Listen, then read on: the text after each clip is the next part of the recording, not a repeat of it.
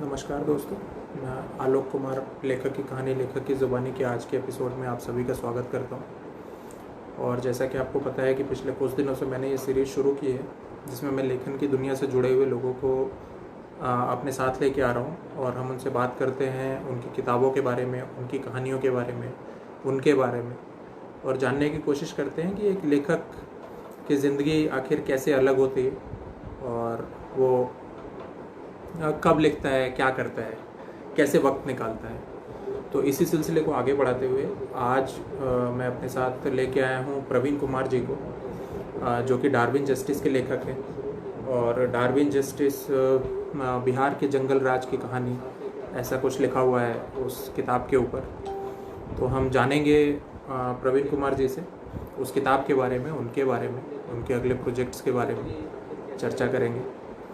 और साथ ही मैं आपको ये बता दूं कि ये जितने भी लेखक की कहानी, लेखक की ज़ुबानी के जितने भी एपिसोड हैं, उसे आप एक मिनट में कोशिश कर रहा हूँ ज़रा प्रवीण कुमार जी को अपने साथ जोड़ने की। और मैं आपको बता दूं कि लेखक की कहानी, लेखक की ज़ुबानी के जितने भी एपिसोड हैं वो यूट्यूब पे भी मिल जाएंगे। ऑथर आलोक कुमार अगर आप सर्च करेंगे, ये चैनल है मेरा, तो वहाँ पे आपको ये सभी एपिसोड एक साथ मिल जाएंगे। आपको बार बार मेरे फेसबुक पेज पे आके मेरी वॉल पे सर्च करने की ज़रूरत नहीं है, सारी चीज़ें एक साथ वहाँ पे उपलब्ध हैं। और मैं कोशिश कर रहा हूँ कि जुड़ जाएं। नमस्कार सर। हाँ जी, नमस्ते नमस्ते लोग जी। और और कैसे हैं? बस बस ठीक बढ़िया। है, चल रहा है, बढ़िया है। तो कोरोना काल में बढ़िया है।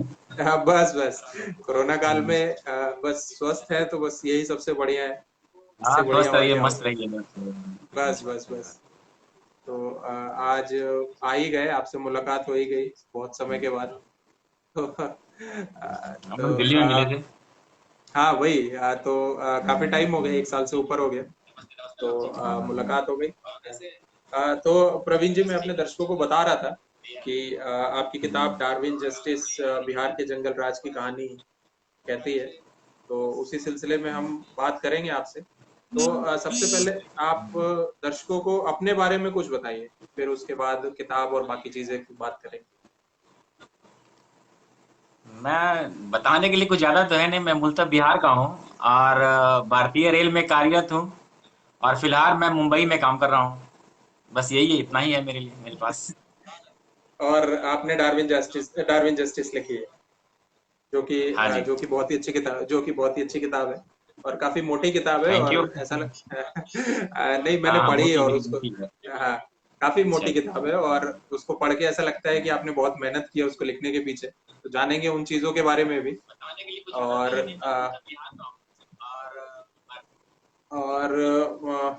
ये भी पूछूंगा मैं आपसे कि आगे ऐसा कुछ क्या लिख रहे हैं, क्योंकि डार्विन जस्टिस पढ़ने के बाद मुझे खैर उस दौर की जो चीजें हैं, जो काफी कुछ उसके बाद मैंने देखा, मैंने जाना समझा। हम्म, तो मुझे लगा कि डार्विन जस्टिस एक अच्छी किताब है जो बिहार को थोड़ा समझना चाहते हैं, एक दौर की कहानी अगर जानना चाहते हैं। तो जी। आप सबसे पहले तो ये बताइए कि ये डार्विन जस्टिस जो आपने नाम रखा है वो क्यों रखा है, उस नाम के पीछे क्या कहानी है? एक्चुअली इवोल्यूशन में एक विज्ञान का एक चैप्टर है, इवोल्यूशन। इवोल्यूशन में डार्विन का सिद्धांत है, उसमें एक आता है नेचुरल सिलेक्शन। ठीक है ना? तो एक हार्वर्ड स्पेंसर करके एक साइंटिस्ट, फिलोसफर थे। तो उन्होंने ये नेचुरल सिलेक्शन को पढ़ा था। डार्विन की एक बुक थी, ओरिजिन ऑफ स्पीसीज। तो हार्वर्ड सस्पेंसर उसको पढ़ने के बाद इस निष्कर्ष पर पहुंचे थे कि survival of fittest, survival of fittest की थ्योरी हार्वर्ड स्पेंसर की थी। लेकिन वो डार्विन के सिद्धांत से प्रभावित था, उसके नेचुरल अच्छा। सिलेक्शन से। हम्म हम्म तो हम्म उसमें सोशल डार्विनिज्म का सिद्धांत था कि सामाजिक संरचना के अंदर भी ना डार्विन की थ्योरी लागू होती है। उसको आधार लेकर के मैं ना बिहार के परिप्रेक्ष्य में और उस दौर का जो पॉलिटिकल सिनेरियो था उसको रख कर करके एक लव स्टोरी के साथ में, एक काल्पनिक लव स्टोरी के को लेकर के ना, और एक जो उस दौर का जो पॉलिटिकल सिचुएशन था उसके साथ में मिंगल करके कहानी बना दिया डार्विन जस्टिस। तो डार्विन जस्टिस मतलब होता है कि जैसे सर्वाइवल ऑफ फिटेस्ट, समाज के अंदर हो या जंगल के अंदर वही सरवाइव करता है जो चाहे मेरिट के आधार पे दक्ष हो, काबिल हो, या ताकत के आधार पे हो, या जैसे भी हो, लेकिन उसके अंदर स्पेशलिटी रहती है। यही कहना है मेरा। तभी वो सरवाइव कर पाएगा। सरवाइव कर पाए। एक्चुअली बेसिकली समाज के अंदर आपको अगर अपना एक अलग पहचान बनाना है, एक अलग मुकाम हासिल करना है, तो आपको लीग से हटके काम करना पड़ेगा, और तभी आप जो है ना समाज से अलग रहेंगे।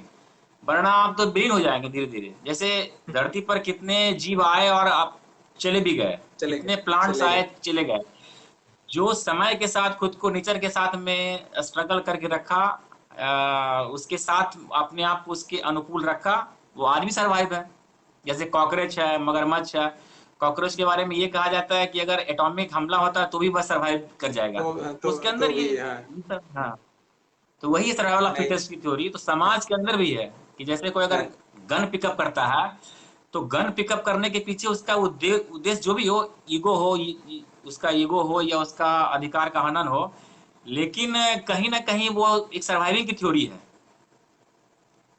कि मतलब उसे उसे सरवाइव करना है, और उसे उसका एक तरीका नजर आ रहा है कि हाँ, शायद बंदूक के सहारे सरवाइव कर जाए। बंदूक के सहारे सर्वाइव। जैसे कि आपको सम्मान भी हासिल करना है, तो भाई सम्मान हासिल करने के लिए वही बहुत सारे सर्वाइव, लोग हाँ। गन पिकअप करते हैं। हाँ, यही सर्वाइवल ऑफ फिटेस्ट की थ्योरी है। हाँ, सर्वाइवल वही। तो उसी को लेके सर्वाइवल आपने, मतलब हाँ, उसी को लेके आपने डार्विन जस्टिस। बेस। हाँ, हाँ, पूरे हाँ, किताब में आपको वो मतलब वो जो थ्योरी है ना, वो हावी है। हाँ। पूरी किताब है, जब आप उसको पढ़ रहे होते हैं तो पूरी थ्योरी में वो चीजें हैं कि आपको कैसे बेशक। माना स्ट्रगल करना ही करना है समाज के अंदर। यही सब है। अच्छा, हाँ, इस इसमें एक चीज बीच। और, ये हाँ, एक चीज हाँ। और है कि हम्म, उसमें जंगल रहे या राजतंत्र रहे या लोकतंत्र, लोकतंत्र के अंदर, लोकतंत्र में भी ये जो है ना, वो सटीक बैठता है। सही, सही बात है। खैर, इस बीच रजत श्रीवास्तव, विनोद कुमार दुबे, अमित सिंह, काफी लोग जुड़ चुके हैं हमारे साथ। विनोद जी कह रहे हैं कि आप दोनों को देखकर अच्छा लग रहा है, तो बहुत बहुत शुक्रिया विनोद जी। अरे विनोद जी, वही और विनोद जी की एक बहुत अच्छी किताब है, मैं पढ़ा हूँ, और मैं इंडिया उस किताब का, हाँ, इंडियापा की बात इंडियापा। कर रहे हैं क्या? हाँ, बिल्कुल। इंडिया पाई, मतलब हाँ, रोमांटिक बहुत, किताब, बहुत अच्छी किताब बिल्कुल है, बिल्कुल। रियली। बहुत अच्छी किताब है। हाँ, इंडिया पर नहीं नहीं, बहुत मैंने भी अच्छी। पढ़ी है। तो ये सब, हाँ, ये सब किताबें तो मिस करने वाली थोड़ी होती है। ये सब किताबें तो जब हाँ, आए तब पढ़ ली जाती है। जो तो वही अच्छी मैं है कह वो रहा था। अच्छी है, और सीधी सी बात है। सही बात। और अगर नहीं पढ़ा है तो उसे पढ़ लेना चाहिए, जिसने भी नहीं पढ़ा है पढ़ लेना इन किताबों को। चाहिए। हाँ, तो उसे पढ़ लेना चाहिए। और मैं तो ये कहूंगा कि मैं जब आपसे मिला था पुस्तक मेले में 2019 में, तो उस वक्त मैंने 2019 में। आपको बताया भी था, कि आ, आधी किताब मैंने आपकी पढ़ी है।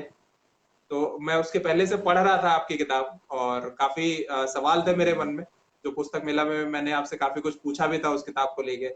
हाँ हाँ, और कुछ पूछा था। हाँ, हाँ, और अगर मैं उसको पूरा पढ़ गया होता तो मैं काफी चीजें और पूछ सका होता। तो पूरा मैं नहीं पढ़ पाया था तब तक, और तभी वहां पे मिले थे। तो डार्विन जस्टिस तो मतलब पढ़ने के बाद तो मुझे लगा कि अरे वाह, क्या किताब लिखी। तो उसी को लेके एक सवाल है कि इस किताब को लिखने के लिए आपको कितनी रिसर्च करनी पड़ी थी, कितनी मेहनत की थी आपने? रिसर्च में तो जैसे कि जो लव स्टोरी है, वो तो एक आप उसको फिक्शन पार्ट मानिए कि वो एक फिक्शन है। लेकिन उस दौर का जो पॉलिटिकल सिचुएशन था, और देश का जो पॉलिटिकल जो अप्स एंड डाउन थे ना, कि कितनी मतलब बार बार, जैसे बीपी सिंह की गवर्नमेंट थी, जो पॉलिटिकल इशू चल रहे थे, जैसे मंडल कमीशन था, इसके साथ साथ जो संसार, जो पूरी दुनिया का जो पॉलिटिकल सिनेरियो था ना, वो चेंज हो रहा था। जैसे कि बर्लिन के दीवार का टूट जाना। तो आप देखिए कि डार्विन जस्टिस में वो सब है कि एक छोटा सा, जैसे कोई अगर पॉलिटिकल लेवल पे कोई डिसीजन लेता है, तो पॉलिटिकल लेवल पर लिया गया डिसीजन का ग्रास रूट पे क्या इफेक्ट पड़ता है। डार्विन क्या जस्टिस असर में पड़ा? यही चीज है ना, कि एक बड़ा सा पॉलिटिकल डिसीजन लिया गया मंडल कमीशन का, है, है। उसको कैसे और कैसे उसका लीक असर। करके है, बिहार में उसका यूज किया गया, और कैसे कैसे करके ग्रास रूट पे मतलब उसका इफेक्ट पड़ा।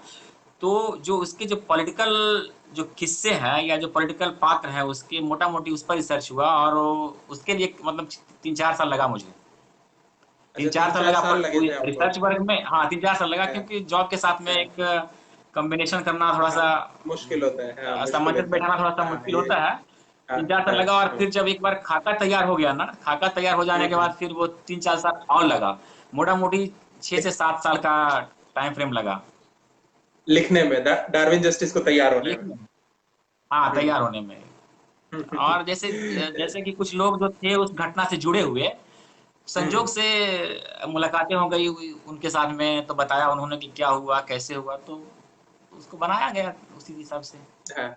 नहीं, और जो आप कह रहे थे कि एक पॉलिटिकल डिसीजन ऊपर जो लिया जाता है और उसका असर ग्रास रूट लेवल पे कैसे पड़ता है, तो उसका असर हमारे डार्विन जस्टिस के नायक नायिका पे कैसा पड़ा।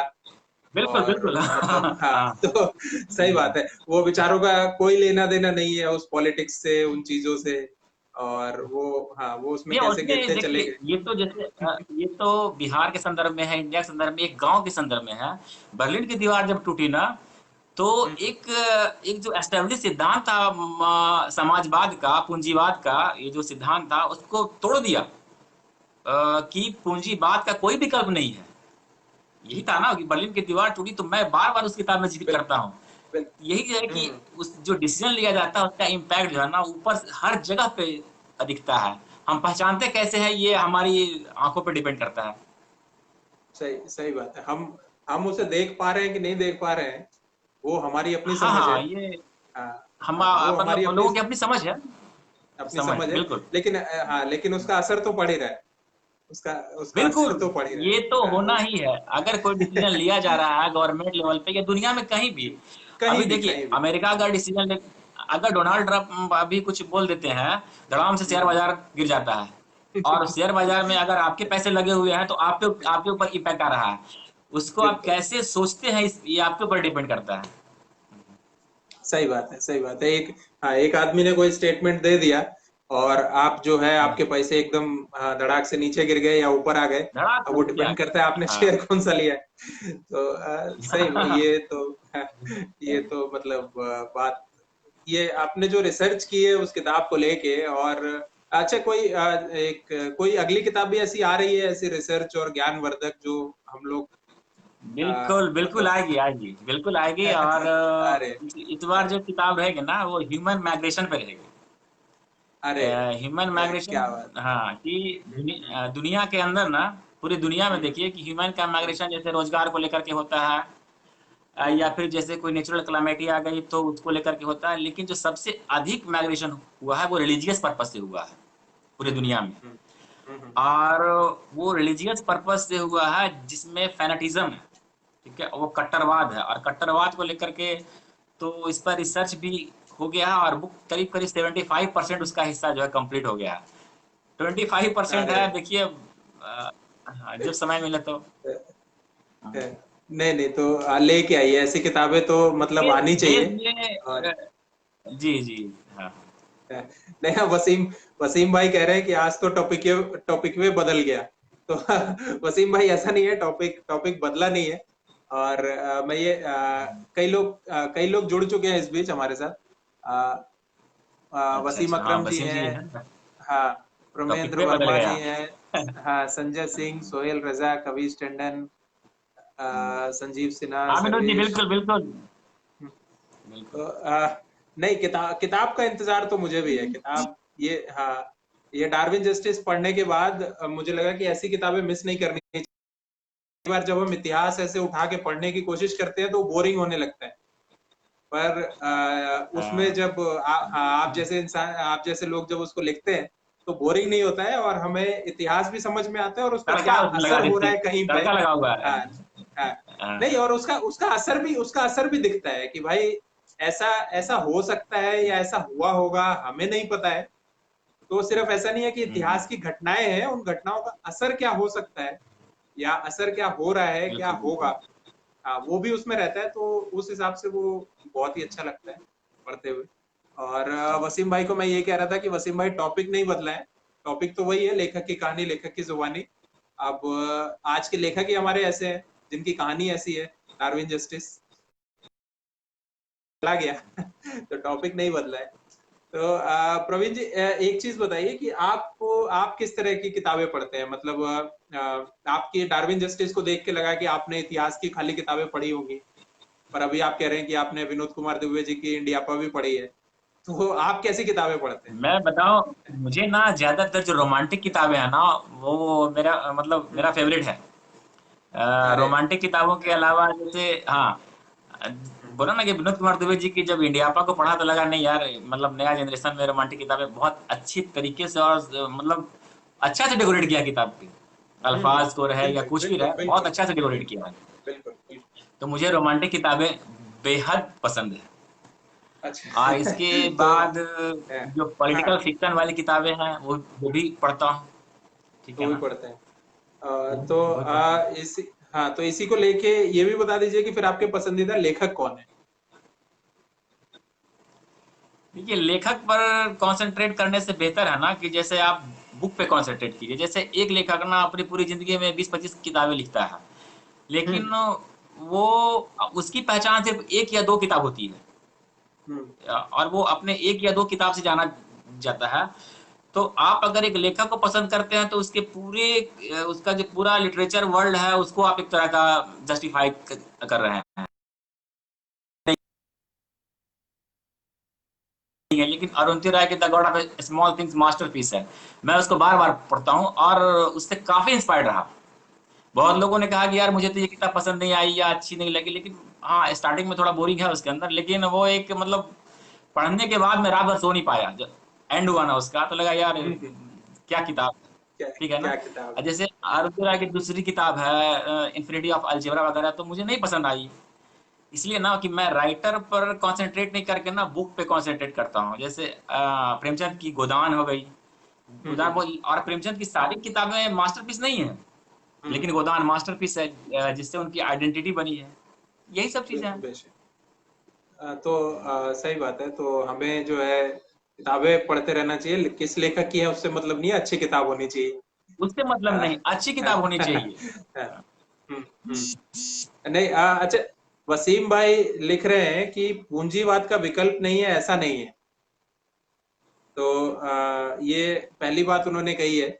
इस पे अगर आप कुछ टिप्पणी करें तो फिर मैं दूसरी बात उनकी कहूँ। देखिए, जैसे कि आप रसिया को ले लीजिए। ठीक है, चाइना को ले लीजिए। आज चाइना मोटा मोटी पूंजीवाद को ही प्रमोट कर रहा है, बिजनेस। कम्युनिस्टों का गढ़ था, कम्युनिस्टों का गढ़ है चीन और रूस, ये दोनों। रसिया टूट गया, और जब बर्लिन की दीवार टूटी तो पूर्वी जर्मनी और पश्चिमी जर्मनी था। पूर्वी जर्मनी के लोग ना पैसे के लिए, रोटी के लिए दीवार को लांग करके जाते थे दूसरी तरफ। ठीक है, दीवार को फांद करके जाते थे दूसरी तरफ रोजगार की तलाश में। तो अगर अगर जो है ना, अगर कम्युनिज्म बेहतर विकल्प होता, समाजवाद अगर बेहतर विकल्प होता तो भुखमरी नहीं देखनी पड़ती। तो पूंजीवाद में क्या होता है कि कुछ लोगों के हाथ में संसाधन आ जाता है ज्यादा, लेकिन वो हम्म, करेगा क्या आखिर? जैसे अगर मेरे पास अगर 100 अरब रुपया अगर आता है तो मैं करूंगा क्या? कहीं ना कहीं रोजगार ही लगाऊंगा, उसको एस्टेब्लिश करूंगा, उससे रोजगार जनरेट होगा। और यदि मैं उस पैसे को बराबर बराबर इक्वल सब में बांट दूं तो वो पैसे एक दिन खत्म हो जाएंगे उसके पास। वो 4 साल बाद फिर वो कहेगा कि मुझे पैसे चाहिए। तो आप ना रोजगार जनरेट कीजिए, और पूंजीवाद ये काम करता है। तो और ये मुझे डार्विन जस्टिस में है। हाँ, हाँ, हाँ, वही वही वो तो ये तो नहीं, बात तो ये सब शुरू हम ये सारी हम अब बात देखिए, जो कर रहे हैं ये नहीं, हम जो बात कर रहे हैं ये तो डार्विन बिल्कुल, जस्टिस को ही लेके कर रहे हैं। हाँ, ये जो कुछ भी बात शुरू हुई हाँ कर रहे पूंजीवाद या जो कुछ भी, हाँ, ये तो हम डार्विन जस्टिस को ही लेके कर हैं, रहे हैं। तो मुझे यकीन है कि कर वसीम रहे भाई हैं, और को ये है भी उसमें। तो ये वसीम भाई अब बताएं अपनी राय, सहमत हैं, असहमत हैं, या कुछ भी जो कहना चाहते हैं।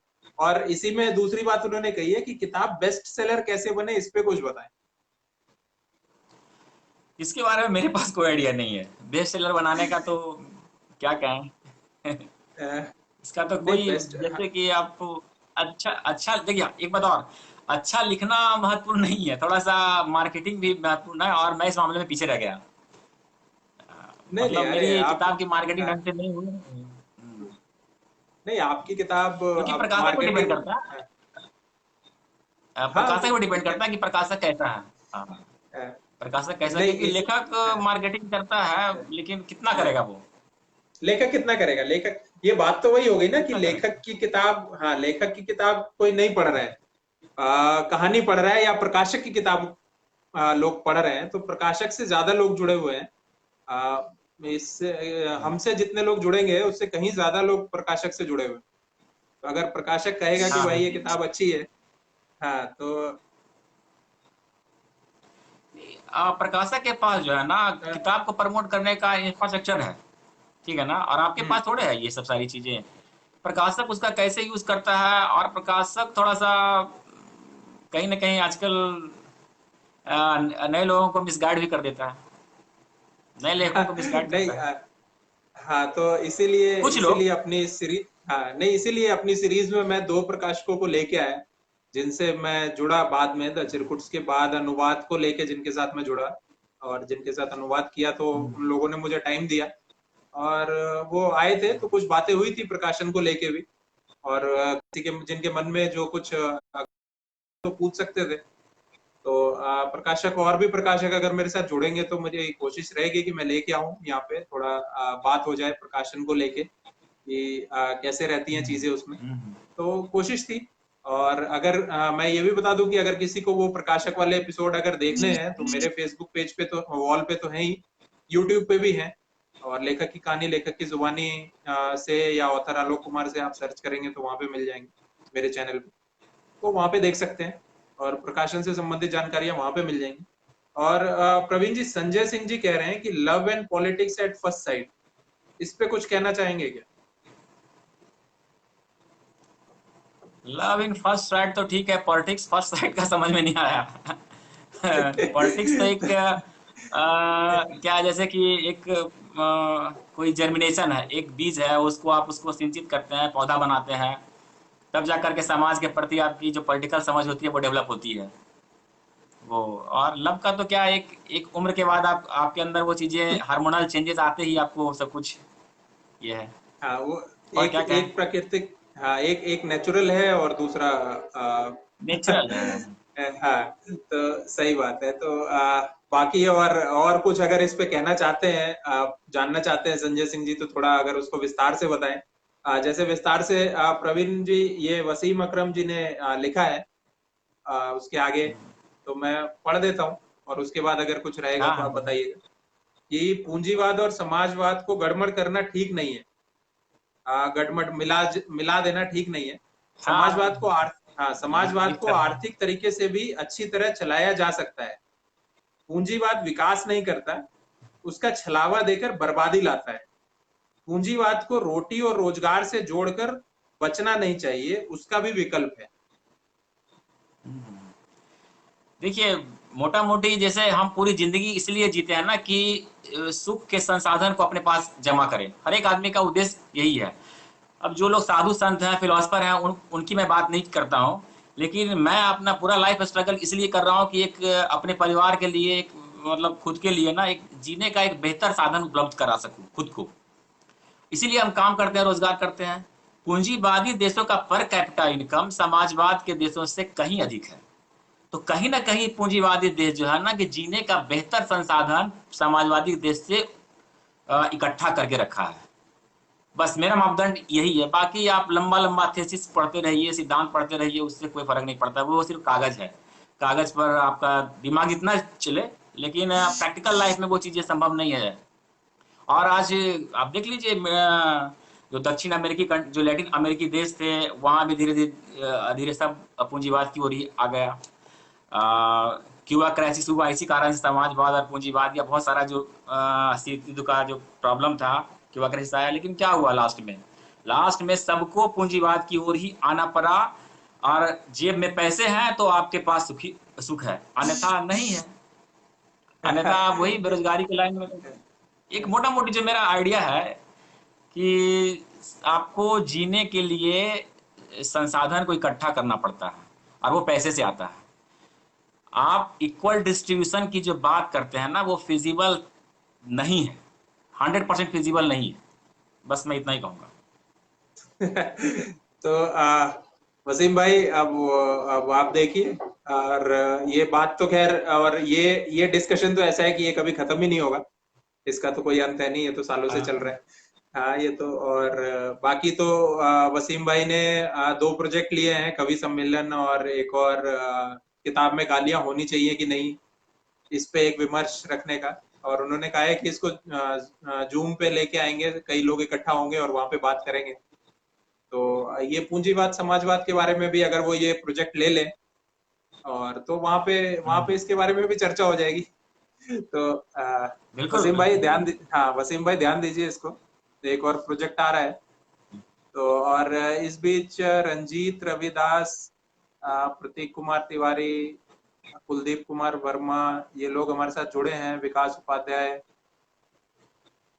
अ, शशि रंजन, मनीष कुमार वाशने, विकास उपाध्याय जी आ गए हैं कि अरे विकास उपाध्याय जी कह रहे हैं कि मुझे दुख है कि मैं लेट हो गया, सुबह से इंतजार था पर भूल गया। देखिए सर, आपसे हाँ मिलने के लिए जो विकास। है अ, हाँ तो विकास।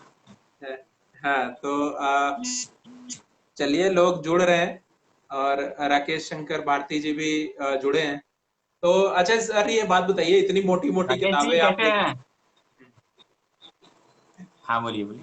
तो नहीं, मैं ये पूछ रहा था, इतनी मोटी आपने किताब लिखी है कि पढ़ने में महीना निकल जाए। तो और आपने बताया भी कि रिसर्च करने में 3 साल लगे और लिखने में 3 साल लगे, और अगली किताब आप लिख रहे हैं। तो मैं ये पूछ रहा था कि क्या आप रोज रोज लिखते हैं क्या, कोई नियम बना के, और ऐसा कुछ कि भाई मुझे रोज सवेरे उठ के और लिखना है, या ऐसा। जैसे अमित भाई आए थे, आप जानते होंगे, तो कह रहे थे कि अभी मैंने डिसाइड किया कि अब मैं सुबह 4 बजे उठ के लिखूंगा। तो ऐसा कुछ है क्या, आप नियम में बंद के कुछ नहीं ऐसा नहीं, लिखते हैं क्या? मैं एक्चुअली क्या है ना कि लेखन मेरा प्रोफेशन नहीं है। हम्म तो लेखन मेरा शौक है। तो शौक को आप प्रोफेशनली नहीं ले, अगर आप शौक को प्रोफेशनली लेंगे ना, तो आप लाइफ को ढंग से मतलब आप फिर आपका जो अपना मेन प्रोफेशन है उसके साथ आप जस्टिस नहीं कर पाएंगे। हम्म तो मेरा जो पहला प्रोफेशन है वो मेरा जॉब है। मुझे मेरे परिवार चलाने हैं, पॉकेट में पैसा चाहिए, परिवार पालना है। उसके बाद मेरा दूसरा प्रोफेशन है लिखना या स्पोर्ट्स जो भी हो है।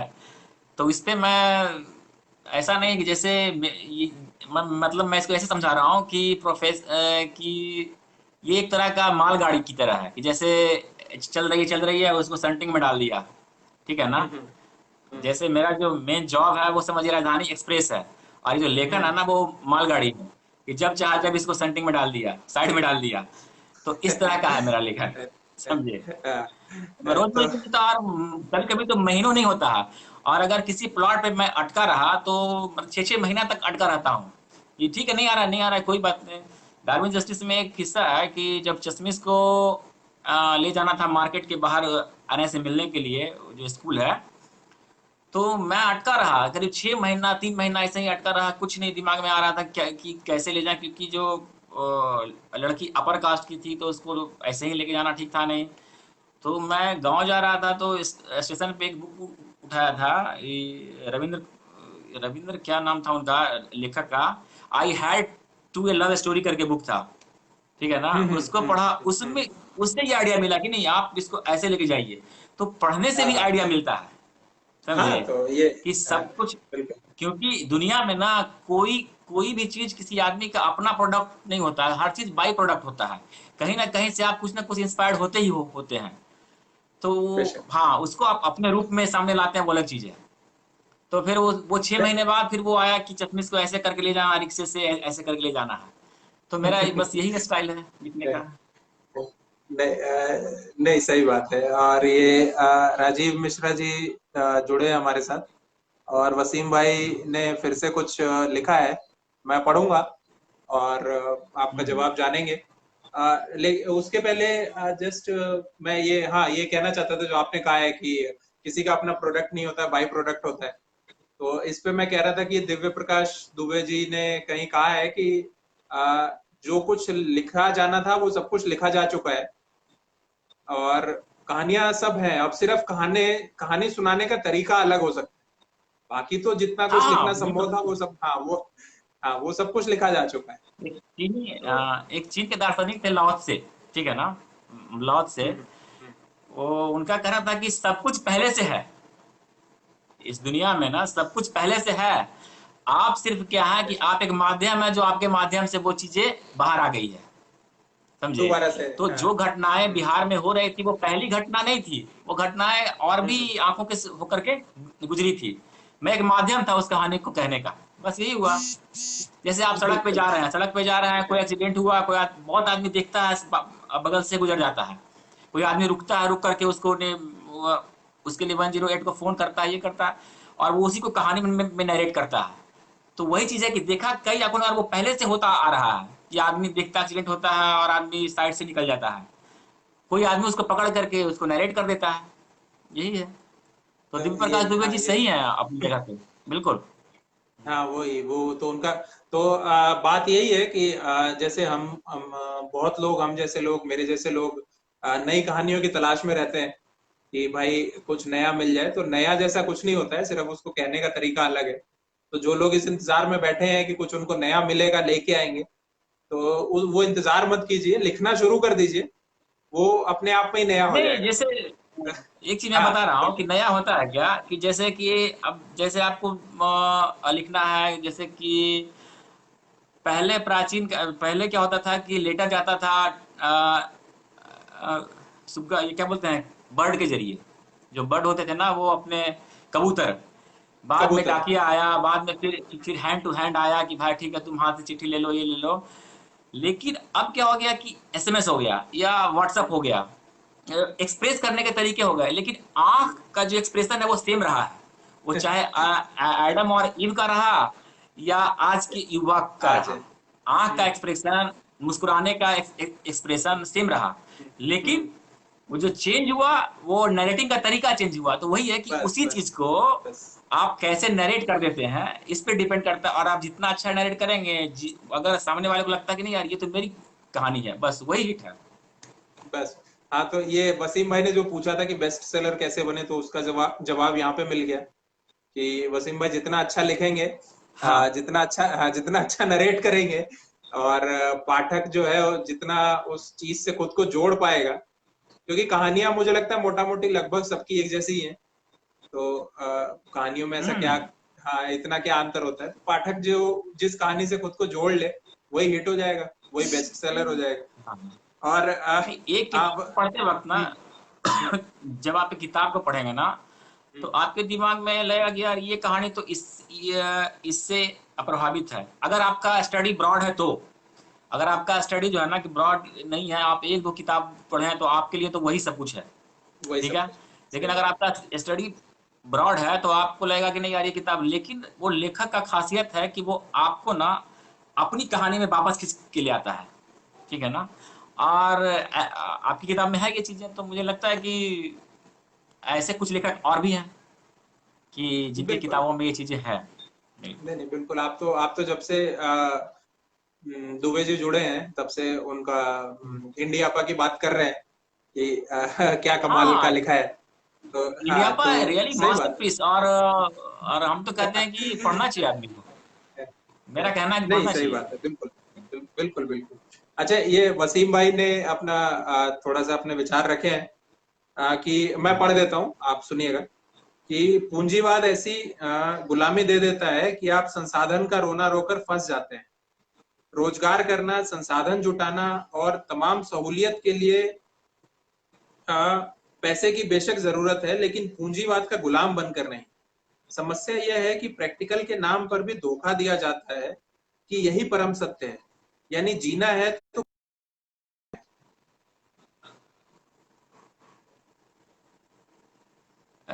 देखिए, आप धरती के ओरिजिन से लेकर करके, ठीक है ना, अब उतना मैं मतलब शब्दों का माया जाल को छोड़िए। और जो किताबी जैसे जो कम्युनिस्ट थॉट होता है ना, एक्चुअली वो इंटेलेक्चुअल होते हैं, और किस बात को कैसे कहना है, उनका जो प्रेजेंटेशन होता है बहुत अच्छा होता है। तो हो सकता है कि आप उसमें प्रभावित हो जाते हैं उससे। लेकिन धरती के ओरिजिन से लेकर के आज तक आदमी जो है ना लालची होता है, स्ट्रगल करते हुए, लालच को पालते हुए यहाँ तक आया। अगर आदमी पूंजीवादी या लालची नहीं होता, संसाधन को जमा नहीं करता, तो जैसे आज बंदर जंगल में रह गया, आज आदमी भी जंगल में ही रह जाता। आज आदमी क्या हुआ, जंगल से निकल करके चांद पर चला गया। तो ये आदमी के अंदर का लालच ही है जो उसको वहां से यहाँ तक लाया। और इसके पीछे का उद्देश्य था कि संसाधनों को जमा करना, करते करते करते करते दिमाग में आया, यार अब तो आगे का रास्ता देखो, ये हुआ। अब बाकी शब्दों में उलझाइए कि इक्वलिटी कहीं नहीं है पूरी दुनिया में, ये सिर्फ शब्दों का माया जाल है। ठीक है ना कहीं आपको डिस्क्रिमिनेट किया ही जाएगा, चाहे वो आर्थिक आधार पे हो, कास्ट, क्रीड, रिलीजन के आधार पे, कहीं ना कहीं कोई एक ऐसा लेवल है जहां आपके साथ में भेदभाव होता ही होता है। समझे ना, इक्वलिटी कहीं नहीं है। एजुकेशन जो है ना उस इक्वलिटी को, माने अनइक्वलिटी को कम कर देता है। जो असमानता है ना, बढ़िया एजुकेशन कुछ कम कर देता है, लेकिन एजुकेटेड आदमी भी ना वो अपने कास्ट, क्रीड, रिलीजन को लेकर के कहीं ना कहीं बाइस्ड होता है थोड़ा सा। मेरा अपना एक्सपीरियंस है। नहीं अच्छा, तो जो आप कह रहे हैं कि इंसान जो है जंगलों से निकल के आज जहां तक पहुंचा है वो उसके लालच की वजह से पहुंचा है, और बिल्कुल लालच तरक्की नहीं है। चांद पे पहुंच गया। हाँ, चांद पे पहुंच गया। तो आजकल जो कोरोना में पहुंचा है हाँ, उसके पीछे क्या है? कोरोना मतलब समझा नहीं ये आपकी वो बात। नहीं, आजकल जो कोरोना की जो हम तकलीफ में फंसे हुए हैं, ये वसीम भाई की तरफ से मैं पूछ रहा हूँ कि जो जो हाँ, आज ये जो स्थिति, हाँ, ये जो दुनिया इस स्थिति में पहुंची हुई है कि भाई सब कुछ बंद करके घर में बैठे हैं, तो इसके पीछे भी लालच ये जैसी तो कोई चीज है कि? टेम्पररी है। जैसे वायरस तो पहले देखिए, वायरस तो पहले भी है। आप करीब करीब संसार में कितने वायरस हैं विज्ञान को मालूम नहीं है। मालूम उसमें नहीं से है, मालूम नहीं उसमें से जितने जितने हानिकारक वायरस है उससे कहीं ज्यादा लाभदायक वायरस है हमारे है। पास, हमारे बेशक। लिए। हम आज बिल्कुल। हमारे हमारी सर्वाइविंग के लिए, कि अगर वो वायरस दूसरे जीवों को अटैक करके नहीं मारेगा तो हम सरवाइव नहीं करेंगे। हम नहीं ठीक कर है। पाएंगे। तो बिल्कुल। और ये फेज आते रहता है, ये 50 साल बाद भी आएगा, 1000 साल बाद भी एक एक दो फेज आते रहता है। जैसे बीच में काला बुखार आया, ये आया 1880 के आसपास में आया। तो ये सब चीजें एक फेज है, और आदमी जो है ना ये सब से निकल जाएगा। हाँ, वो तो अरे देखिए, वो तो आदमी तो निकल ही हाँ, जाएगा, वो वो एक फेज कहाँ है। उसमें। हाँ। हाँ। हाँ, निकल जाएगा, वो एक इस फेज है। बीच हाँ, संजीत शंकर श्रीवास्तव जी, विकास उपाध्याय, मनीष पांडे, पवन कुमार, अमितेश कुमार कुमार, हरिवंश प्रभात, ये सब लोग जुड़े हैं हमारे साथ। और एक सवाल आया था, और मुझे लगता है इसके बारे में बात हो चुकी है। तो विकास उपाध्याय जी कह रहे हैं कि आपकी अगली किताब कब तक आएगी, बहुत इंतजार है उनको। तो टाइम फिर फ्रेम से बता देना दीजिए। मुश्किल है। हाँ। लेकिन तो 75% काम कंप्लीट है, और किताब ह्यूमन माइग्रेशन पे है। तो आप ह्यूमन माइग्रेशन कश्मीर वैसा तो के, नहीं जो अभी? कश्मीर नहीं नहीं, है जो उसमें रोहिंग्या है, बहुत सारे। नहीं, 2-3 महीने अब जो तो हिंट दे पहले दिया जो कि माइग्रेशन, नहीं 2-3 महीने पहले जिस टाइप का माइग्रेशन हो रहा था वैसा माइग्रेशन तो नहीं है? नहीं, ये तो जैसे ये ये माइग्रेशन टे- में क्या है ना कि वापस आ सकते हैं। समझे ना, ये ये टेम्पररी, माइग्रेशन ये टेम्पररी था। ये टेम्पररी है। जो ये परमानेंट टेम्पररी चीज माइग्रेशन है। होता है ना, कि हाँ। जैसे रोजगार के लिए कहीं जा रहा है आदमी, वापस आ रहा है, तो ये माइग्रेशन नहीं है। नहीं है। हाँ। माइग्रेशन तो एक तरह का मतलब एक्सोडस है। जैसे रोहिंग्या के साथ में हुआ, कश्मीरी पंडितों के साथ में हुआ।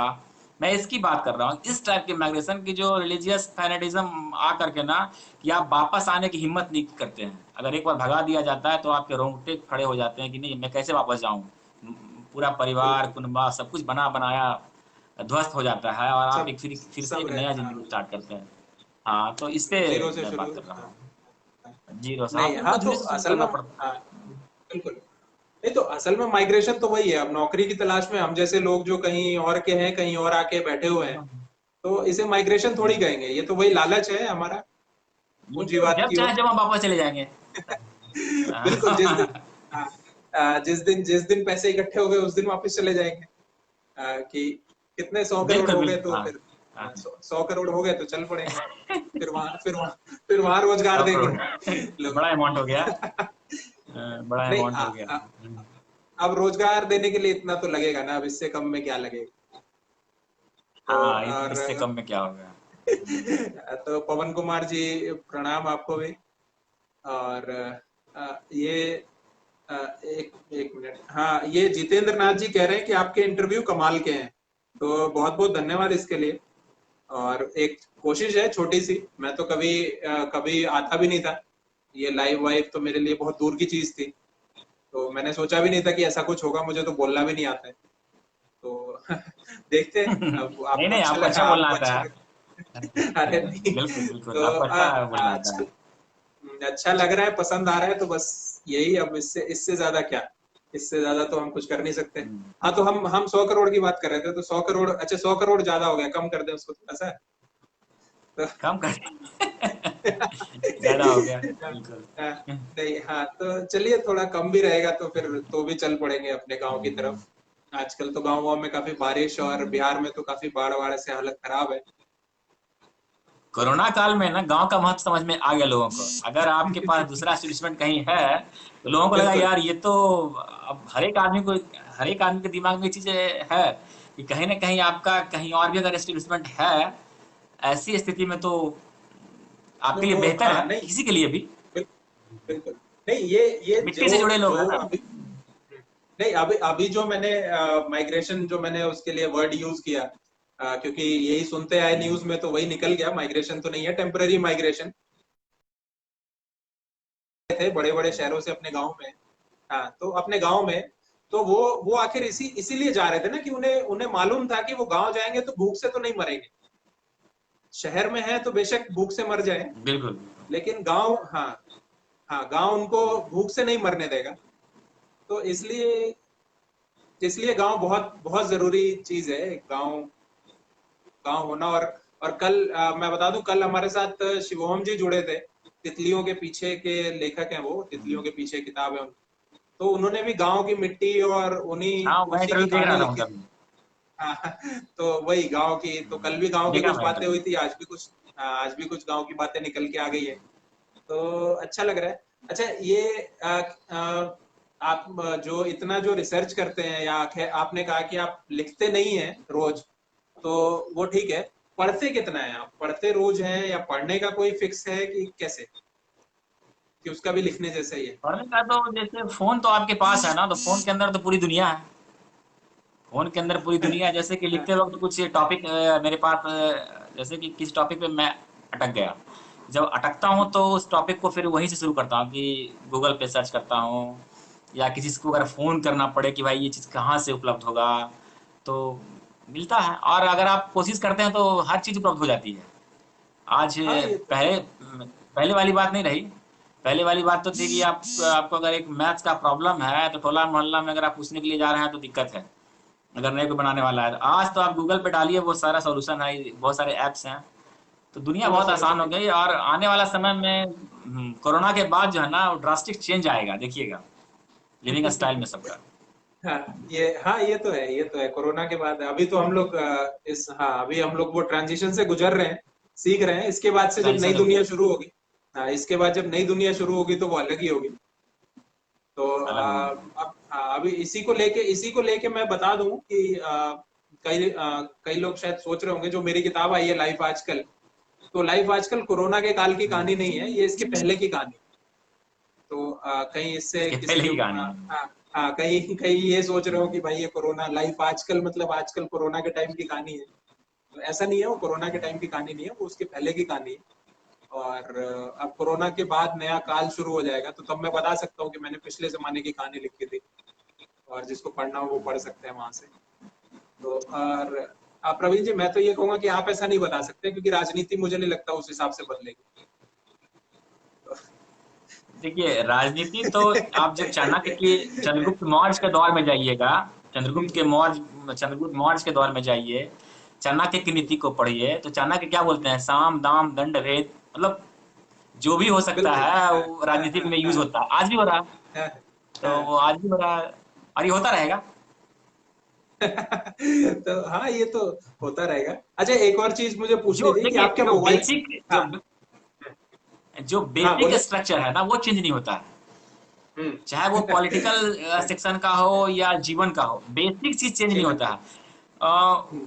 चेंज होता है उसका सराउंडिंग्स, ठीक है ना, वो सराउंडिंग चेंज हो रहा है। पॉलिटिक्स में भी चेंज होगा, जो होता है नया जनरेशन आता जाए, उसकी अपनी सोच हो, लेकिन वो छल प्रपंच सब दिन रहेगा। अमेरिका के अंदर भी है, ब्रिटेन के अंदर सत्ता पर जैसे प्रधानमंत्री है, तो प्रधानमंत्री का पोस्ट तो एक ही है ना, तो कोई एक ही आदमी जाएगा ना, तो उस जो सबसे काबिल रहेगा वही जाएगा, जो सारा तिकड़म करेगा वही जाएगा। सीधी सी बात है, वही चाहे है। वो ब्रिटेन का हो, अमेरिका का हो, ये सब सारा। बिल्कुल बिल्कुल।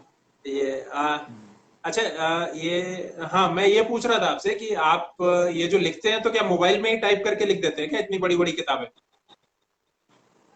हाँ, गूगल ड्राइव का सहारा रहा। मतलब मोबाइल में गूगल ही टाइप डॉक्स, करते हैं? मोबाइल में ही टाइप बेसिकली करते गूगल हैं डॉक्स का रहा या था। कब? हाँ हाँ। अरे वाह। ये जैसे मतलब 2 ढाई घंटा मेरे पास टाइम मिलता था, 2 घंटा, हम्म, 2 ढाई घंटा का समय कभी कभी मिल जाता है, तो उस दरमियान में जो पॉइंट्स आए नोट कर लिए, बाद में उसको रिसर्च कर लिया, और उसको कहानी के साथ में कैसे वो बैठेगा, एडजस्ट होगा, उसको बैठा करके फिर उसको नरेट कर दिया, उसको लिख दिया। अरे यही हुआ। बहुत। तो अच्छा, संजय सिंह जी ने पूछा है कि माइग्रेशन से किसी स्टेट का विकास हो सकता है क्या? इससे विकास तो हो सकता है, लेकिन मोटा मोटी आपको ना अपने अंदर खुद को डेवलप करना होता है। जैसे खुद के अंदर आप जब तक खुद के स्टेट के अंदर जब तक आप इंडस्ट्री नहीं लगाइएगा ना, तब तक आप लेबर ही प्रोड्यूस कीजिएगा। जैसे मैं बिहार के संदर्भ में देखता हूँ, तो बिहार क्या करता है, बिहार लेबर प्रोड्यूसिंग स्टेट है। और हम्म, गुजरात, महाराष्ट्र, ये क्या है, ये इंडस्ट्रियल जोन है, या पंजाब। तो माइग्रेशन तो जैसे बिहार के लोग वापस आते हैं यहाँ, माइग्रेट करके रोजगार की तलाश में आते हैं, 10 साल, 15 साल, 20 साल अपना अपना जो लेव, जैसे बिहार क्या करता है कि एक बच्चा को म, खिला पिला कर 18 साल का तैयार करता है, और करके दूसरे स्टेट के लिए भेज देता है। वो भेज दूसरे देता स्टेट में, वो दूसरे स्टेट के ग्रोथ का इंजन बनता है, और उसके बाद फिर वापस आता है, तो तब तक उसकी सारी हड्डियां बूढ़ी हो चुकी है। होती और हैं। और बीच में कहीं हाँ कोरोना वोरोना आ जाए तो फिर वापस अपने स्टेट में चल देता है कि हाँ, चलो वापस आ भाई अपने जाती है। स्टेट तो अपने स्टेट में विकास क्या चलते हैं। होगा कि, हाँ, तो जैसे अगर कोई कोई स्टेट से अगर पीपल माइग्रेट करके अगर यहाँ आते हैं, तो उनका विकास क्या होगा, वो तो जो पैसा बचता है, थोड़ा बहुत पैसा गांव भेज देते हैं, उसी पे सरवाइव करता है। उस स्टेट का इनकम का क्या होगा उससे। सही। हाँ, विकास उपाध्याय जी। अच्छा, इस बीच हमारे साथ कुछ लोग, अभिषेक अग्निहोत्री, कृष्ण झा बहुत बढ़िया फोटोग्राफर हैं। और ये हाँ, पुस्तक मेले में, हाँ, पुस्तक मेले में इन्हें कृष्ण से मेरी अच्छी राम और दोस्ती कृष्ण, है। राम और कृष्ण, हाँ, कृष्ण दोनों राम जो है। कृष्ण, विकास विकास भी था वो वहाँ पे तो उपलब्ध। हाँ। हिमांशु, हिमांशु अशोक, जतिन सिंह रावत और सुनील कुमार, ये लोग हमारे साथ जुड़े हैं इस बीच में। तो ये विकास उपाध्याय जी कह रहे हैं, उनको कुछ याद आ गया है तो उन्होंने लिखा है, अगर आप इस पे कुछ टिप्पणी करना चाहें तो, कि सर अभी आपकी किताब की कुछ लाइन याद आ गई, जिसमें आप लिखते हैं, भारत के प्रजातंत्र में आरक्षण, जाति, धर्म, प्रांतवाद और भाषा, 5 ऐसे मुद्दे हैं जिसे पकड़कर कोई भी पार्टी तुरंत अपनी पहचान बना सकती है। कुछ याद आया प्रवीण जी हाँ, आपको? बना सकती है। हाँ हाँ हाँ, याद आया। हाँ। तो, तो ये नहीं, वो हाँ, तो अगर अगर कोई, आरक्षण के बारे में क्या, वो तो पूरा एक दौर ही है इंडिया का। इंडिया के, बिल्कुल बिल्कुल। आप भारत के इतिहास में देखिए तो 90s का, 1989 से लेकर करके मंडल कमीशन का जो दौर है, वो तो पूरा उसी पर है। और किस तरह से पॉलिटिकल पार्टियां, खासकर बिहार और यूपी में जो सवर्णों की सत्ता थी, उसे चैलेंज किया, और फिर दोबारा सत्ता पे नहीं आ सके। तो एक अच्छी चीज थी आरक्षण को, मैं बहुत हद तक ठीक भी मानता हूँ। आप अगर उस बुक में देखिए तो दो तरह का, मैंने पैरेलल लॉजिक है दोनों का, और हम्म, बैलेंस लॉजिक रखा गया है। तो ठीक है। बाकी जाति नहीं। भी यही चीज है, वही जाति, धर्म, धर्म तो आजकल हॉट टॉपिक है। प्रांतवाद, धर्म पे, आप नहीं महाराष्ट्र को देख लीजिए, भाषा। नहीं, धर्म पे तो हम लोग चर्चा नहीं करें तो अच्छा है। और नहीं नहीं नहीं नहीं, बाकी अब इंडिया में इतनी आजादी है कि आप बोल सकते हैं। नहीं नहीं, इंडिया में इतनी यहाँ फिर, आजादी है कि आप बोल सकते हैं और खुल के बोल सकते हैं। और आप किसी व्यक्ति का, जैसे कोई पॉलिटिकल, अगर आप सरकारी सेक्टर में हैं तो थोड़ा सा लिमिट रहता है बोलने का। हाँ, लेकिन मेरा उद्देश्य किसी का ये नहीं करना ना, किसी पॉलिटिकल पार्टी का बुरा करना नहीं है। नहीं नहीं नहीं, मैं इसलिए कह रहा हमारी था अपनी कि हम, आजादी है। नहीं नहीं, मैं इसलिए कह रहा था हाँ, कि उस चर्चा से दूर हम यहाँ पे लेखन की चर्चा की बात करने के लिए जुड़े हैं। तो अगर हम धर्म और इन सब चीजों की बात सवाल करने पूछा लगेंगे तो गया। फिर तो 2-4 घंटे तो उसी सवाल में पूछा निकल गया। जाएंगे। हाँ। नहीं, और इस सवाल को लेके तो सबसे बड़ी बात यह है कि अगर कोई ऐसा है, जैसे मैंने शुरू किया, जो ये सीरीज मैंने शुरू की, और मैं तब से कह रहा हूँ कि जो लोग लेखन के क्षेत्र में आना चाहते हैं उनके लिए ये सीरीज मैंने की है कि अगर उनके कुछ सवालों के जवाब मिल जाए तो बहुत अच्छी बात है। तो अगर ये जो लाइनें लिखी हुई हैं विकास उपाध्याय जी ने, जो आपकी किताब से ये लाइन लेके आए हैं, तो मैं तो ये कह रहा हूँ कि अगर कोई ऐसा है नौजवान जो राजनीति में जाना चाहता है, उसमें जाना चाहता है, तो उसके पास भी उसको पता चल गया कि कौन सी 5 चीजें हैं जिनको लेके वो अपनी पहचान बना सकता है। तो अगर उसको एक राजनीति के, हाँ, उसको एक राजनीति के लिए भी स्कोप मिल गया। और एक दिन निशांत भाई जुड़े थे जो कि कवर आर्टिस्ट है, तो वो भी कह रहे थे कि मैं नए नए लोगों से कहूंगा कि वो ग्राफिक डिजाइनिंग का कोर्स करें, तो उसमें भी बहुत स्कोप है, उनका ऐसा कहना था। तो नौकरी के नौकरी नौकरी मतलब लेखन तो मैं नौकरी नहीं कह रहा हूँ, बाकी ग्राफिक डिजाइनिंग डिजाइनिंग और राजनीति दो ऐसे चीजें यहाँ पे मिल गई जिसमें उज्जवल भविष्य होने की संभावना है। तो बहुत अच्छा अच्छी बात अपॉर्चुनिटी है लोग। है। तो अपॉर्चुनिटी यहाँ पे निकल के आ रही है, तो अब इससे अच्छी क्या बात होगी। और वसीम भाई ने कुछ लिख दिया है, और आपने जो बात कही कि हमें आजादी है कि हम खुल के बोल सकते हैं, तो मैं बोल रहा हूँ, आपकी बात मान के मैं पढ़ रहा हूँ उसको, और आप इसके बाद जो कुछ कहना हाँ। चाहें कह सकते हैं। हाँ, कि वसीम अकरम जी लिखते हैं कि इस महामारी में जब लोग मर रहे हैं, एक पार्टी ने 500 दफ्तर खड़ा कर लिया है और अंबानी 10 नंबर पूंजीवाद है। आप लोगों को मुबारक। 500 दफ्तर का तो पता नहीं है मुझे, लेकिन 10 नंबर से 5 नंबर पे आ गए। ये 5 नंबर क्या बता रहा है? शायद उनका शायद रिलायंस का जो मार्केट सम, कैपिटल है इसकी बात कर रहे होंगे। मुझे लगता है संपत्ति के 15 हिसाब लाख से उनकी, हाँ, संपत्ति के हिसाब से उनकी रैंकिंग की बात कर रहे होंगे। हम्म। रैंकिंग की बात कर रहे हैं, तो शायद रिलायंस की बात कर रहे हैं या खुद मुकेश अंबानी की बात कर रहे हैं, मैं नहीं समझ पा रहा हूँ, जो भी हो। हाँ, हाँ, हाँ। लेकिन मेरा कहना है कि मुकेश अंबानी की नंबर 10 से नंबर 5 पर पहुंचाने में ये उनकी कंपनी का हाथ है, और उसके जो शेयर थे, जैसे जो जनता शेयर उनकी खरीदती है, उसका हाथ है। तो कहीं ना कहीं जनता शेयर खरीद रही है ना, जनता ही है ना, वो जनता ही है ना। उसको किसने पहुंचाया? और उसके प्रोडक्ट को और कौन खरीद रहा है? आप पेट्रोल भर रहे हैं, आप पेट्रोल ये ले रहे हैं, या रिलायंस का जो जियो मार्ट है उसमें जा रहा है, कौन जा रहा है उसमें? तो वो तो अर्निंग करेगा ही, सीधी सी बात है। ये सब सवाल नहीं। नहीं, नहीं, ठीक और है अगर शेयर, नहीं नहीं, अगर अगर शेयर के रेट बढ़ रहे हैं तो मुझे लगता है जनता भी थोड़ी बहुत अमीर तो हो ही रही होगी। तो हाँ हाँ, हाँ बिल्कुल। तो 100 देखिए करोड़ इसमें के होता करीब है क्या ना कि पहुंच जो रहा हूँ। हाँ, इसमें होता क्या है कि जो एक एक वर्ग ऐसा है कि जिसको शेयर से कोई मतलब नहीं है, मार्केट से कोई मतलब नहीं है, मार्केट के ग्रोथ से उसका कोई लेना देना नहीं है। शेयर मार्केट बढ़े या ना बढ़े, सरकार, लेकिन सरकार उसके पास फंड पहुंचाती है, चाहे वो नेहरू के समय से लेकर करके आज तक का हो।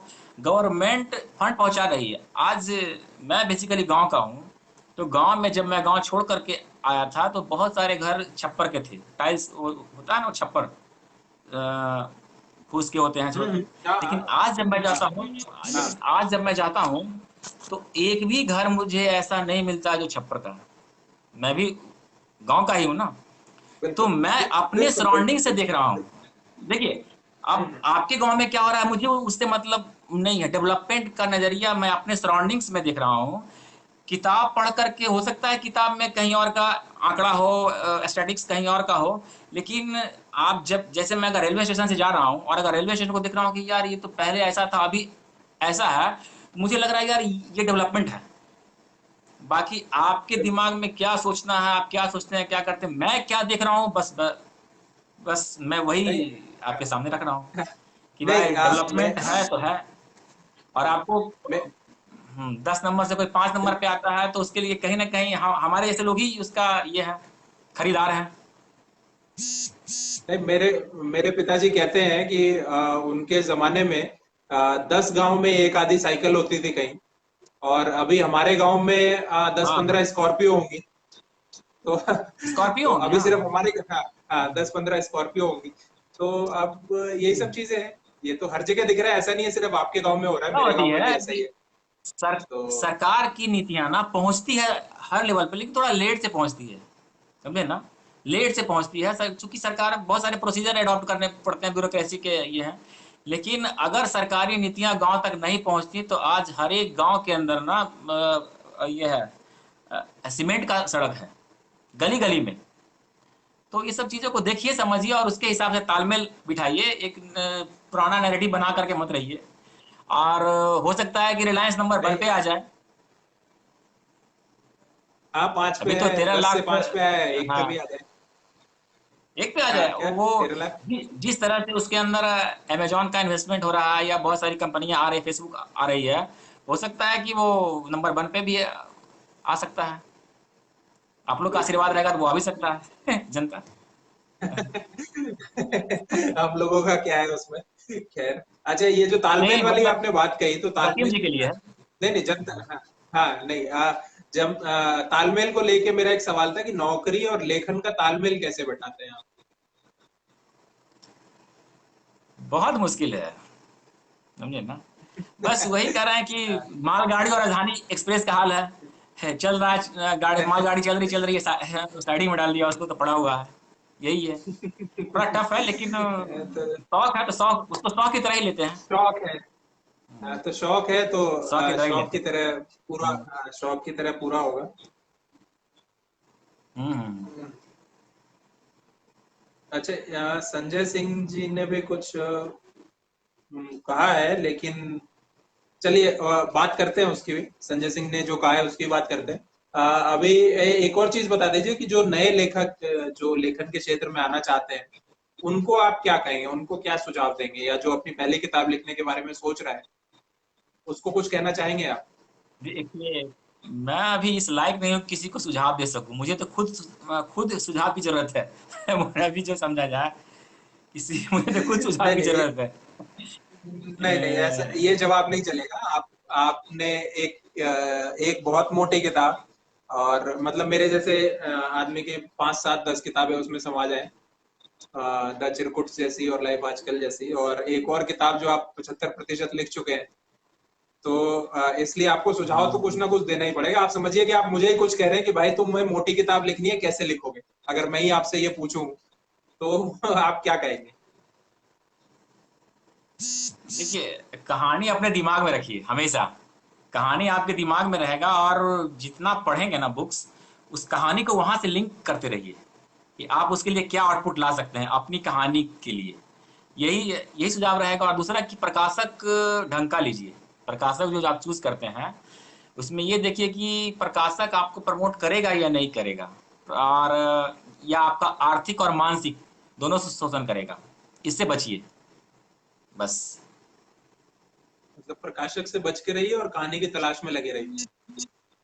कहानी पर कॉन्सेंट्रेट। जैसे एक तो कहानी का क्या है कि जैसे आपको एक आइडिया मिली कि भाई ये आइडिया है हमारे स्टोरी का मेन थीम है, तो उस पे आप उससे भटकिए मत, उस थीम पे अटके रहिए और उसके सराउंडिंग्स में फिर सब कुछ ढूंढते रहिए कि क्या क्या हो सकता है। बिल्कुल। यही है। और इस बीच प्रदीप जी और मुकेश कुमार सिन्हा जी जुड़ गए हैं, तो देख रहे हैं हमें लोग। और ये हम्म। संजय सिंह जी ने लिखा है कि पूंजी के बिना समाजवाद की कल्पना भला कैसे हो सकती है? बिहार, यूपी, उड़ीसा, बंगाल में कोई भी बड़ी कंपनी पूंजी इन्वेस्ट करना नहीं चाहती, तो क्या समझा जाए? यहाँ का समाजवाद जरा विकसित है। यहाँ का समाजवाद ज्यादा ज्यादा विकसित विकसित है। ज्यादा विकसित है। देखिए तो जैसे कि बिहार, यूपी और बंगाल बेसिकली समाजवादी आंदोलन का गढ़ रहा। तो आज उनकी स्थिति देख लीजिए। आप वो बंगाल की बात कीजिए, अभी से कुछ साल पहले की, कि पहले बिहार से लोग ना कमाने के लिए बंगाल जाते थे, कलकत्ता जाते थे। कुछ अगर आप 20 नहीं, करीब 30 40 साल पहले की बात कीजिए, तो आदमी बिहार से कमाने के लिए बंगाल जाते थे। एक बंगाल अब जाते ऐसा थे, हाँ। समय आ गया कि बंगाल से लोग मुंबई आ रहे हैं, गुजरात जा रहे हैं, पंजाब जा रहे हैं। इसके पीछे का कारण बस इतना ही था कि वो ना समाजवाद, मार्क्सवाद, ये बंगाल जो है ना समाजवाद को इक्वलाइज करना चाहा कि भाई मजदूर का पहला हक है। इस चक्कर में देखिए बंगाल बर्बाद हो गया। मजदूर को बंगाल कहीं के और जाना जितने पड़ा। रोजगार थे, हाँ, उसकी जो इंडस्ट्री थे ठप हो गए। आप यूनियनबाजी कीजिएगा, ट्रेड यूनियन हावी हो गया मालिक पर, मालिक ने बंद कर दिया, आप भूख मरो, यही हुआ। ऐसी बहुत सारी कंपनियां जहां ट्रेड यूनियन जब हावी होती है तो मालिक को परेशान कर देता है, मालिक का क्या जाएगा, मालिक बंद कर देता है, दिवालिया अपने कंपनी को घोषित करवा दिया, हो गया काम खत्म। तो बंगाल हो गया, देखिए बंगाल का हाल यही है। नहीं, सही तो सही बात। समाजवादी आंदोलन, अगर देखिए एक जो जवाहरलाल नेहरू का सिद्धांत था कि मिक्स ये आती थी समाजवाद और पूंजीवाद को, जैसे अगर उन्होंने बहुत सारे स्टील प्लांट लगाए, लेकिन वो एक समाजवादी सोच के आदमी थे, ऐसा कॉम्बिनेशन चलता है। 100% कुछ भी नहीं चलता है। आप चाहिएगा कि 100% पूंजीवाद रहे या 100% समाजवाद रहे, तो ऐसा नहीं होता। एक बीच का रास्ता लेकर के चलिए। जैसे भारत क्या किया था, गुट निरपेक्ष का आंदोलन आया भाई, उस समय दो ध्रुव में था दुनिया, जवाहरलाल नेहरू थर्ड फ्रंट लेकर के आए और देखिए चला। तो इसी तरह से है कि समाजवाद और पूंजीवाद के बीच का अगर एक रास्ता निकलता है तो पूंजीवाद फलता फूलता भी रहेगा और इक्वलिटी भी चलती रहेगी। लेकिन अगर आप मार्क्स को एकदम बैठा करके नहीं, मार्क्स को ही लागू करना है कि सत्ता की चाबी जो है ना बंदूक के बैरल से होकर के जाती है, तो ये सब चीजें हैं। तो सही बात है। और ये जो है इस चीज को और अच्छे से समझने के लिए मुझे लगता है डार्विन जस्टिस एक अच्छी किताब है। तो जो लोग देख रहे हैं वो उसको पढ़ें, डार्विन जस्टिस को पढ़ें। और प्रवीण जी की बहुत ही जल्दी दूसरी किताब भी आए, ऐसी हम कामना करते हैं, हमें पढ़ने को मिले, बहुत लोगों को इंतजार है। तो आप 75% लिख चुके हैं, उसको पूरा कीजिए, जल्दी 100 कीजिए और बिल्कुल उतारिए, बिल्कुल। उसको लेके आइए, हम जैसे लोग पढ़े उसे। और अब मैं सोच रहा हूँ कि अब खत्म करते हैं, काफी बातें हो गई। तो जी हाँ, एक बहुत बहुत बार बात है। एक अपनी किताब से, नहीं, अपनी किताब से अगर आप कुछ पढ़ के सुना दें, अगर आपके पास अभी किताब उपलब्ध हो और कुछ पढ़ना चाहते हो, तो एक लेखक की देखता हूँ, रचना उसी के मुंह से सुनने का सौभाग्य प्राप्त होगा हमें। तो बिल्कुल आप पढ़ लेता हूँ, सुनाइए, पढ़ हम लेता सुन हूँ। रहे हैं सब। बिल्कुल। देखिए, वही सुनाता हूँ पूंजीवाद पर, ठीक है ना। मार्क्स कागज की आग है। मार्क्स कागज की आग है जो तुरंत आकर्षित करता है, खासकर युवा पीढ़ी को, पर मस्तिष्क में बहुत देर तक यह आग टिक नहीं पाती। इसका कारण है कि यह तुरंत धधककर जल उठता है, युवाओं को समानता के नाम पर अपनी ओर खींचता है। युवा उस आग से समानता की मशाल जलाना चाहते हैं। कुछ तो खुद को इस आग में समर्पित कर देते हैं, लेकिन बहुत जल्द उन्हें एहसास होता है कि उन्होंने खुद को बर्बाद कर लिया है। समानता के जिस व्यवहारिक सिद्धांत की वो बात करते हैं, दरअसल जब उन्हें यह समानता लागू करने का मौका मिलता है तो वे खुद अपने लिए विशेषाधिकार का प्रावधान कर लेते हैं। किताबों में लिखी बातें अच्छी हो सकती हैं, लेकिन उसे लागू करते वक्त नैतिकता का सवाल हो जाता है। नैतिकता व्यक्तिगत मामला होता है जो इंसान के व्यवहारिक फितरत से जुड़ा होता है। किसी बात को सोचना और उसे व्यवहार में लागू करना, दोनों में बहुत अंतर है। हालांकि बुनियाद सोच से ही पड़ती है। इसी सोच का परिणाम था कि मार्क्स दुनिया के कुछ देशों में आधे अधूरे रूप में जरूर आया, लेकिन बदलती जरूरतों ने इन देशों को भी चुपके से पूंजीवाद की ओर धकेल दिया। बर्लिन की टूटी दीवार ने इस बात को साबित कर दिया था कि दुनिया में पूंजीवाद का कोई विकल्प नहीं है। चाहे आप समय समय पर कुछ भी आजमाते रहो, लौटकर पूंजीवाद की ओर ही आओगे। Thank you. Hmm, Praveen ji, ये दो चीजें आई हैं इसमें। तो मुझे लगता है इतनी जल्दी जो हमारे दर्शक है आपको छोड़ने के उसमें नहीं है। तो सबसे चलिए। पहली बात तो प्रमेंद्र वर्मा जी कह रहे हैं कि कहाँ से पढ़े, डार्विन जस्टिस काफी समय से अनअवेलेबल चल रही है। तो इसके बारे में अगर आपके पास कुछ जवाब है तो दे दीजिए, क्योंकि यही प्रमेंद्र वर्मा जी ने कहा है कि सर आउट ऑफ स्टॉक, अच्छा ये आउट ऑफ स्टॉक चल रही है, सही बात है। तो बिल्कुल, तो बताइए कि ये दो बार इन्होंने याद दिलाया मुझे आउट ऑफ स्टॉक है। तो कुछ है उम्मीद कि कब तक? हाँ, आउट ऑफ स्टॉक है। आ, देखता हूँ, उसको उपलब्ध करवाता हूँ। देखता हूँ हाँ, जल्दी उपलब्ध बिल्कुल। होगी किताब। तो हाँ, हाँ, उम्मीद बिल्कुल। है। और संजय सिंह जी। जी ने भी कुछ लिखा है कि पूंजीवाद और समाजवाद मुद्दा पुराना हो चुका है। आज इसका आज इसके सब्स्टिट्यूट में सरकारी और निजीकरण का मुद्दा हावी हो गया है। आज मोदी काल में ये ज्वलंत मुद्दा है। क्या आप मेरी बात से सहमत हैं? हाँ बिल्कुल सहमत है।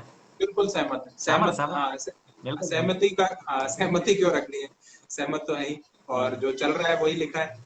तो चल बहुत रहा है। बढ़िया लगा प्रवीण जी, आपसे बात करके। आपने वक्त दिया मुझे, 1 घंटा लेके आए। नहीं तो 1 घंटे में मुझे लगता है आप काफी कुछ लिख लिए होते, 75 का आपका 80 हो गया होता। बट अरे नहीं नहीं, तो लापरवाह नहीं हो। अरे नहीं, तो इतना रिसर्च करना पड़ता है आपको कि वो लापरवाही क्या उसमें, जो जो चीजें आप लेके आते हैं उसमें, वो हम इतिहास की किताब में कहाँ से ढूंढ के पढ़ेंगे। तो बहुत मेहनत करते हैं आप हम जैसों के लिए। और बहुत बहुत। अच्छा, अच्छा, एक और चीज, हाँ, विकास उपाध्याय जी कह रहे हैं प्रमेंद्र वर्मा जी को कि वर्मा जी आप प्रवीण सर से संपर्क करें, वो आपको भेज देंगे, आप पेमेंट उनको भेज दीजिएगा। या आप मुझे भी संपर्क कर अरे नहीं सकते हैं, नहीं, बहुत पेमेंट सुंदर पेमेंट किताब है। नहीं इसे नहीं, मैं मेरे खुद पास 2 बार नहीं। पढ़ चुका हूँ। नहीं नहीं, देखिए, पूंजीवाद तो जरूरी है। पेमेंट पेमेंट का तो अभी क्या कहें, मेरी खुद की किताब 130 रुपए में चल रही है आजकल। तो बिना पेमेंट के मैं क्या करूंगा? तो तो ये प्रमेंद्र वर्मा जी का जो है, 2 जगह उनके पास ऑप्शन है, या तो प्रवीण जी से संपर्क करें या विकास उपाध्याय जी से संपर्क करें। तो बहुत अच्छी किताब है। तो बिल्कुल प्रवीण बिल्कुल। जी, मैं ये कह रहा था कि आप आज का सेशन यही खत्म करते हैं। और बहुत जल्दी ये वीडियो यूट्यूब पे भी मिल जाएगा। और कल जो है, जी जी। कल फिर हाँ, फिर एक नए मेहमान होंगे हमारे साथ, शाम को 7 बजे कल फिर। तो कल मुलाकात होगी। सबको धन्यवाद। प्रवीण जी, आपको भी धन्यवाद। चलिए।